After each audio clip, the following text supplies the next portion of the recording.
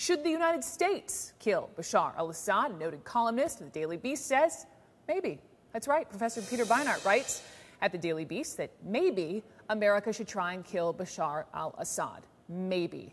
Peter Beinart, what exactly are you saying here? We, the U.S., should kill Bashar al-Assad? No, I'm actually not proposing it, but I thought it was useful to do the thought experiment.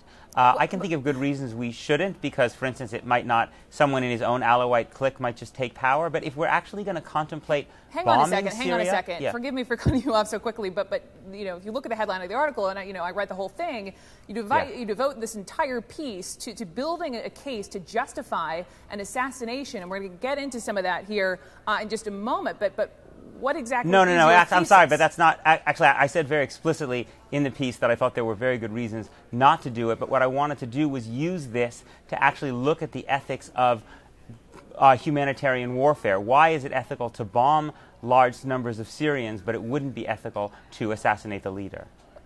Obviously, I read this. Multiple people on my team read this. And one thing, I have to take you to task, one of your facts here, because you write, quote, there is an executive order against assassinating heads of state, but we don't abide by it. As examples, you cite the deaths of South Vietnam's Diem, Chile's Salvador Allende in U.S.-aided coups. But our ban on assassinations actually began after the deaths of Diem and Allende, in part because of the deaths of those two men, we decided that was, a bad idea. So why go back now? I also mentioned that we started the Iraq War in 2003 with a decapitation attempt aimed at assassinating Saddam Hussein. That was in 2003. But why then address Allende and Diem? Because we know the first executive order banning assassinations, it was actually issued in '76 by President Ford. Yeah, but I gave a couple of examples that were much more recent than that. Again, the Iraq example. And I think, in fact, our war in Libya, clearly, we were not upset to see that war end in the death of Gaddafi. But the Iraq example is the most direct one. That was in 2003, far after the executive order. And, in fact, we specifically tried to start the war by killing Saddam Hussein. This is ultimately, the point you get to toward the end of your piece, which is, if the U.S. were to kill Bashar al-Assad, what exactly does that get us? So here's what you write. It might not do so much good. Kill Assad, and some brother, cousin, or allied general might take over where he left off.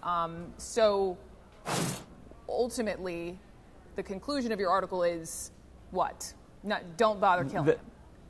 No, the point of my article is to raise the question of why it is publicly acceptable in American public discourse to wage humanitarian war in Syria, in which we would presumably drop bombs on Assad's soldiers, but not acceptable to discuss killing him. It seems to me there's a contradiction there, and that's what I wanted to get at in my piece. I tweeted out, your piece, and I really got mixed sort of reaction. Just curious what kind of reaction you got from your readers.